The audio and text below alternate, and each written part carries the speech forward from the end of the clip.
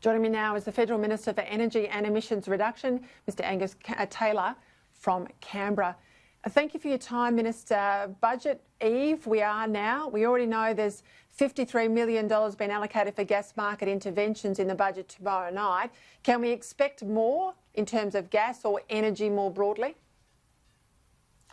Well, I think we've made some pretty fundamental announcements in the last couple of weeks. There's a comprehensive plan across gas to unlock those East Coast gas markets, making sure our electricity markets work, including replacement of Liddell, liquid fuel security, making sure we've got the diesel in particular, but other liquid fuels we need to make sure our industry, our manufacturing is successful in the face of disruptions that might occur in the future. So it's a very comprehensive plan. Gas is right at the centre of it, Peter, as you said.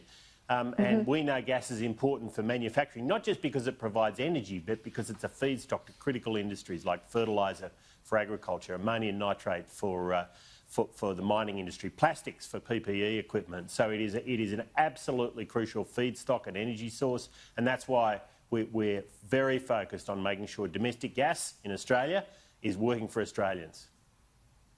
I did note Labor's energy spokesman Mark Butler saying that, and I'll quote him, now 20 years into the 21st century, we know that coal and gas won't underpin continued prosperity, whether for Australia or the rest of the world. And I saw a report this morning, the Australian Financial Review, that indeed in the UK there's been an approval, I think it's the first approval in 3 or 4 decades, for a new coal mine in Cumbria, a new colliery, and they are expecting an extraction of nearly 3 million tonnes of coal annually. I suppose someone's got to update Mark Butler, don't they? Well, I mean, when Mark Butler can explain to farmers in Australia how their fertiliser is going to be produced in the absence of gas, then he might start to look like he's got a plan. But he's got no plan. He's got Joel Fitzgibbon, who's on the other side, saying that he's completely wrong, and others in the Otis group, along with Joel, saying that Mark Butler's completely wrong. Look, they're totally divided on their energy policy. We're getting on with it.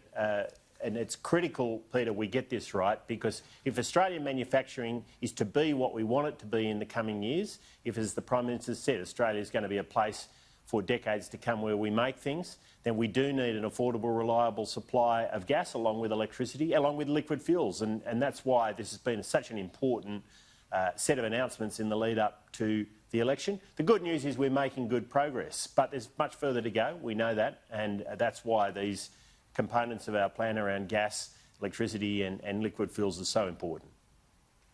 I've got to ask you, if you're talking about divisions, I did note that Anthony Albanese has instructed his MPs, as reported, not to take a position in relation to a Narrabri, New South Wales gas project. But of course, you've got the Minister, the Environment Minister in New South Wales, Matt Keane, labelled by the PM as being a bit out of step in relation to gas. Your counterpart in New South Wales is Liberal, supposedly. He's not a fan of gas. So what would you say to him? Well, I'd say to all of those opposing the Narrabri gas development and gas more generally, unlocking supply, which is a critical part of our plan, I'd say to all of them that you're against manufacturing, you're against agriculture, and you're against the interests of New South Wales and Australia. I mean, we absolutely need a good supply of gas to produce those critical industries. Look, you know, tonight when you eat your dinner, a lot of people wouldn't realise that much of that food now, or most of it, is produced as a result of fertiliser which comes from methane, from gas. So we need it. It's absolutely essential to the success of our manufacturing, our agriculture, our food processing. All of those industries rely on it. And those who are out railing against it need to explain how we're going to feed the world, how we're going to transport critical goods, how we're going to heat our homes, how we're going to supply affordable electricity. All of those things are absolutely dependent on affordable, reliable supply of gas. Do you think perhaps tomorrow night, when people understand the financial commitment the government's put forward to keep people safe and to try and at least look after them economically through the worst of this health crisis component, at least of COVID-19, that they'll be mugged by the reality that in order to pay it back and get our recovery underway, we have to have reliable, affordable energy, and forefront of that has to be gas, as you say, but of course the Prime Minister also saying you can't talk about electricity generation and ignore coal either. The people will be mugged by the reality that we've just got to come to grips with, yes, lowering emissions, but also not treating, fossil fuels like kryptonite anymore. No, that's absolutely right. And taking a sensible, pragmatic, measured way through all of this is the key. The focus until now has been on cushioning the blow from the coronavirus.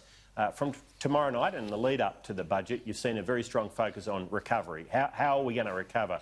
And if we're to recover in those industries that drive much of regional Australia, outer suburbs, the manufacturing in places like Western Sydney, then we do need that supply of a reliable source of energy and gas. And that will feature in the budget, as it's featured in recent weeks, Peter. And we need the Labor Party to get on board here. I mean, Joel Fitzgibbon, as I mentioned earlier, has seen how important this is. But it's not just him. I mean, we've seen the AWU, the CFMEU has said that Labor's position is an insult to workers.